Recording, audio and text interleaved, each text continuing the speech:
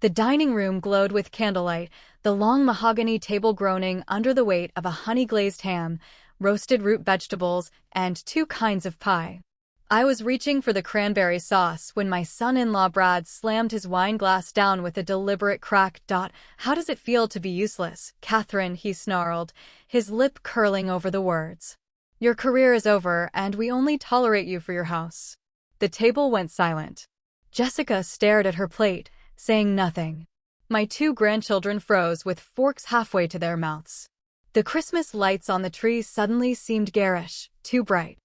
I was 64 years old, a retired surgeon, a widow of 3 years, and suddenly very tired of the performance I had been funding for decades. I set the serving spoon down with deliberate care, the silver clicking against the porcelain. I looked Brad dead in his bloodshot, 35-year-old eyes. "Let's watch how you all get by without the useless one funding every bill," I said quietly. Then I stood, folded my napkin, and walked out of my own dining room. I didn't go to the kitchen to compose myself. I went straight to the study and opened my laptop. I had been staring at an email for 3 weeks, a cash offer from a real estate firm to buy my Victorian house in full, closing Friday, with a generous relocation stipend wired immediately upon acceptance. My finger hovered for only a second before I dragged the cursor to the signature line and clicked. Accepted. Then I opened a second folder. The deed to Seaglass Cottage, a small waterfront home on the Maine coast I had secretly purchased and renovated over the past year, sat complete and waiting. I confirmed the utility transfers for Friday move-in. A strange, quiet thrill washed over me. I shut the laptop. 10 minutes later, my phone lit up. It was a message from Jessica, not Brad. Her words came through in rapid, frantic bursts. "Mom, Brad is sorry. He had too much wine. But selling the house, you can't do this to us. Where will the kids sleep?" I simply locked the screen. The time for fixing things the old way was over. I sat down at the desk with my tablet. If closing was Friday, I had 4 days to completely detach my life from theirs. I didn't feel angry anymore. I just felt intensely focused. I opened my banking app. First, the joint credit card. I navigated to the Authorized Users tab. Jessica's and Brad's names sat right there, racking up charges for luxury baby gear and craft brewery tours while they supposedly struggled with childcare costs. Remove user. Click Done. Next was the family phone plan. I selected Jessica's number, Brad's number, and even added the children's tablet lines, moving them all to a separate, unfunded sub-account. They had 48 hours before the lines suspended. Finally, I went into my auto-pay settings and deleted the recurring payments for the grandchildren's private school tuition, Jessica's car lease, and the monthly supplement I deposited into their joint checking account.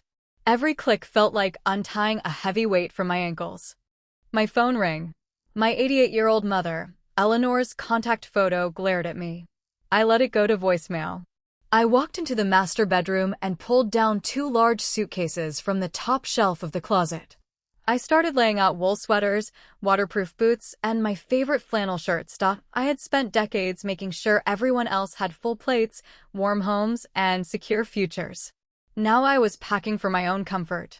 Downstairs, the heavy oak front door rattled. I paused, listening. "Catherine, open up!" Jessica shouted from the porch, rattling the handle again. She and Brad had stormed out after my exit, but they always came back for the leftovers I packed and the spare bedroom they treated as their own. Last night I had quietly disabled their code on the electronic deadbolt. I walked down the stairs, taking my time. I could see her silhouette through the frosted glass, pacing impatiently with Brad standing right behind her, looking furious. I took a deep breath, smoothing my cardigan, and prepared to show them exactly what my new boundaries looked like. I unlocked the deadbolt and pulled the door open. Jessica pushed past me, her diaper bag swinging against her hip. Brad trailed behind, barely making eye contact.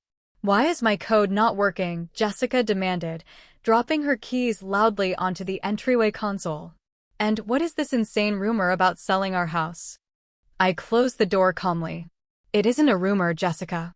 And the code was reset because you no longer need free access to my home."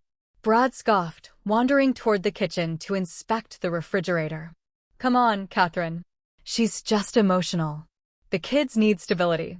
We just need you to keep covering tuition for a couple more semesters until my startup takes off. No, I replied smoothly. Jessica whipped around, staring at me as if I had spoken a foreign language. No, Mom, I have 2 children. You have the house equity. You're rattling around in this huge place all alone. You can afford it. My assets are not your family budget, I answered, walking past her into the kitchen. I closed the refrigerator door right as Brad was reaching for a leftover container. He pulled his hand back, startled. Wow. Grandma Eleanor was right, Jessica muttered, crossing her arms. You're punishing us because Brad spoke the truth. You want us to fail so you can feel needed. I want you to be adults, I stated quietly. I started boxing up the good crystal from the cabinets. Jessica watched me wrap a wine glass in newspaper. What are you doing? Why are you packing boxes? I'm clearing out things I don't need, I offered vaguely. Just then, Brad's phone chimed loudly with an email notification. He glanced at the screen and his face went completely pale. My credit card, Brad stammered, tapping furiously on his phone screen. It says the account is closed. Your access to my account is closed, I corrected, placing another wrapped glass into the cardboard box. I removed you as an authorized user. Jessica stepped forward, her face turning red. You cut off his card, Mom. That's completely out of line. How are we supposed to pay for groceries this week with your paycheck, Jessica? I smiled thinly. You work part-time at the daycare, don't you? That barely covers the kids' extracurriculars, she shot back, her voice echoing in the kitchen. Then you should ask for more hours, I suggested, turning my back to her to continue packing. Jessica began to cry. Not the quiet, dignified tears of someone truly heartbroken, but the loud, performative sobs she had used since childhood to get her way. She expected me to rush over, wrap my arms around her, and promise to fix it. I kept wrapping crystal. You hate me, she sobbed, leaning heavily against the counter. You've always hated that I married Brad instead of some rich doctor. I don't hate you, Jessica. I am simply done funding a man who calls me useless in my own home. I taped the box shut and grabbed a marker. Her tears stopped abruptly when she realized the performance was failing. Her expression hardened. Fine. If you're going to be like this, we're taking the spare car. You never drive the Subaru anyway. She marched toward the key hook by the garage door, reaching for the spare set. I stepped smoothly into her path, plucking the keys off the hook before her fingers could graze them. I dropped them into my deep coat pocket. Those are my property, I stated, looking her dead in the eye. Jessica's mouth opened and closed like a fish. She looked at Brad for support, but he was busy checking his own phone, completely useless in a real confrontation. You're being crazy, Jessica hissed. I'm calling Grandma. Go ahead, I offered, gesturing toward the front door. But do it outside. I have a lot of packing to finish, and you both are in my way. Muttering under her breath, Jessica grabbed her heavy bag, shoved Brad's shoulder, and stormed out the front door. Brad offered me a weak, awkward nod before following her. I locked the deadbolt immediately. My tablet chimed from the study. It was an incoming video call from Eleanor. Jessica had clearly wasted no time. I accepted the call and propped the tablet against a bookend. Eleanor's sharp, wrinkled face filled the screen. She sat in her velvet armchair, looking furious. Catherine Brennan. What on earth is wrong with you throwing your own daughter out into the cold? It's 40 degrees outside. Mother, I observed calmly. Don't be smart with me, Eleanor snapped. You turn that credit card back on. Those children need stability. That husband of hers is practically useless. Then she should address that with her husband, I replied. Not my wallet. Eleanor leaned closer to the camera. If you don't help them, I will make sure every relative knows what a bitter, selfish woman you've become. You'll have no one left at Christmas. I smiled. A real, genuine smile. Keep your holiday invitations, Mother. Give them to Jessica. She's going to need the company. Before she could shout another threat, I tapped the red button to end the call. My phone buzzed with an alert. The title company confirmed the closing for Friday. Wednesday and Thursday passed in a blur of quiet, ruthless efficiency. I didn't spend time crying over old photo albums or second-guessing my choices. Instead, I supervised the movers as they packed my personal belongings and arranged for an estate sale company to handle everything else. When the agent, a sharp woman named Claire, walked through the rooms for the final inspection, I gave her clear instructions. The cash sale closes Friday at noon.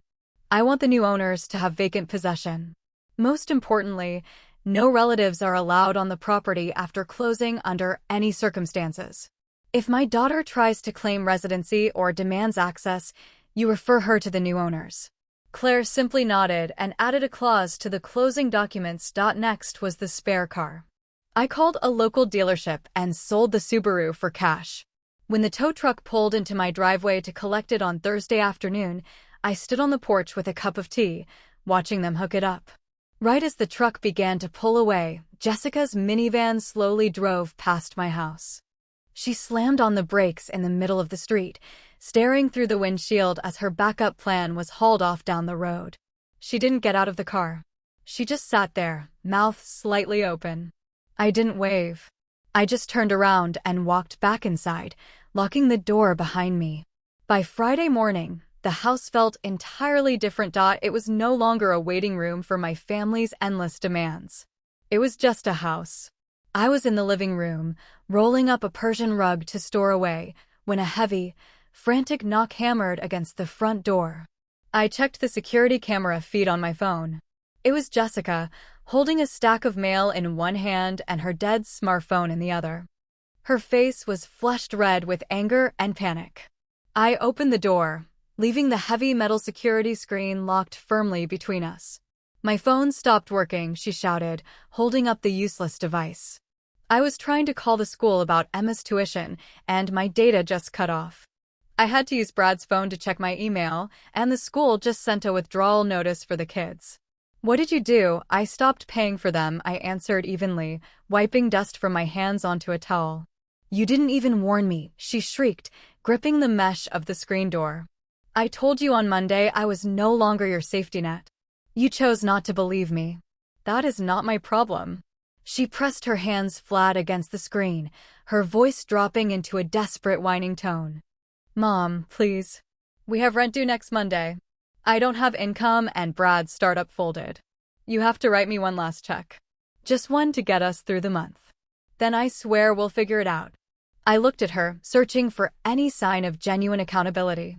Any hint that she understood the position she had put me in for years. There was none. Just the blind panic of a child losing her free ride. No, I said simply. Jessica's face instantly twisted in rage. The pleading daughter vanished, replaced by the entitled woman I had tolerated for far too long. You are the worst mother in the world. You're selfish. You're cruel. And Dad would be disgusted with you if he could see how you're treating his grandkids. The mention of my late husband was meant to be a dagger, but it barely left a scratch. He had indulged her just as much as I had, filling her life with comforts out of love, but it had ruined her resilience. I wasn't going to let his memory be weaponized against me to pay her rent. I reached to the console table in the entryway and picked up a thick manila envelope I had prepared the night before. I slid it through the mail slot at the bottom of the security door. It hit her designer boots with a soft thud. What is this? She demanded, looking down at it as if it were toxic. Those are the transfer authorization pins for your phone numbers. I paid the release fee, but you have 48 hours to activate them on your own plan before they are lost forever. I explained, keeping my voice steady and completely devoid of emotion. There is also the contact information for your car lease broker and a list of 3 local public schools that have immediate openings. Your responsibilities, all in one place. I don't want public schools, she screamed, picking up the envelope and throwing it back onto the porch. My children deserve the best. I want my mother to support us like a normal family. Your mother is retiring, I stated. Without waiting for another outburst, I stepped back and closed the heavy oak door. I turned the deadbolt. Click. The sound was incredibly satisfying, effectively shutting out the noise of her tantrum on my front porch. I walked back to the living room and picked up my phone. A text message from Brad popped up on the screen. Catherine, please call us. Jessica is having a panic attack in the driveway. We literally have $60 in checking. Please be reasonable. I didn't type out a long explanation. I didn't defend myself. I tapped on his contact profile, scrolled to the bottom, and hit block caller. I did the same to Jessica's number. Finally, I blocked Eleanor's. The sudden digital silence in my house was profound. There were no more pings, no more manufactured crises, no more demands dressed up as family emergencies. Just peace. That evening, for the first time in years, I ordered Thai food with the toppings I actually liked, poured a generous glass of Pinot Noir, and watched a movie on the couch, without pausing once to solve someone else's problem. Friday morning arrived crisp and clear. My 2 suitcases sat by the front door. The movers had already collected the boxes and signed the final inventory. I walked through the rooms one last time. The house was clean, empty of clutter, and completely quiet. For 30 years, these walls had absorbed my stress, my late husband's illness, and my family's endless drama. Now, they were just walls. At noon, the title company called. The sale was complete. I grabbed my coat and rolled my luggage out the front door. As the shuttle driver loaded my bags into the van, a familiar car turned onto my street. It was Eleanor's old Lincoln, driven by Jessica. They parked abruptly behind the shuttle, blocking it in. Eleanor struggled out of the passenger seat, leaning heavily on her cane. Jessica jumped out, looking ragged and exhausted. "Catherine Brennan," Eleanor shouted across the lawn. "Where do you think you are going with those bags?" I turned to the shuttle driver. "Give me one moment, please." I walked down the driveway, stopping a few feet from my mother and daughter. "I am going to the airport, Mother." "Airport?" Jessica gasped.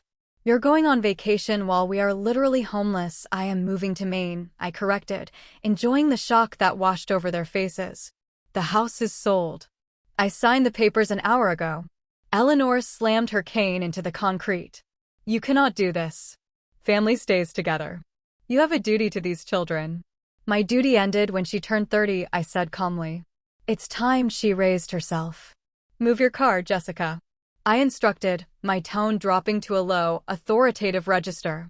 "The shuttle needs to leave." "No." Jessica crossed her arms, standing firmly in front of the Lincoln. "I'm not moving until you give us the relocation money. You owe us." I didn't argue. I didn't yell. I simply turned to the shuttle driver.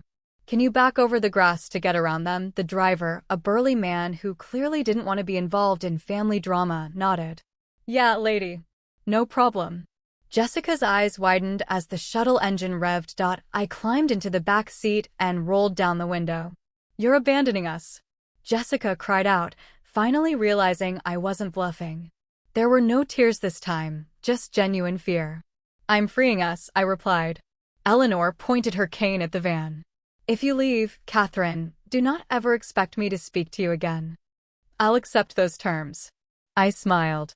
The shuttle backed over the edge of the lawn, expertly maneuvering around the Lincoln, and pulled out onto the street. I rolled the window up. Through the tinted glass, I watched my mother and daughter standing in the driveway, completely frozen. They had no idea what to do now that their safety net had simply driven away. I leaned back against the leather seat and let out a long, slow breath.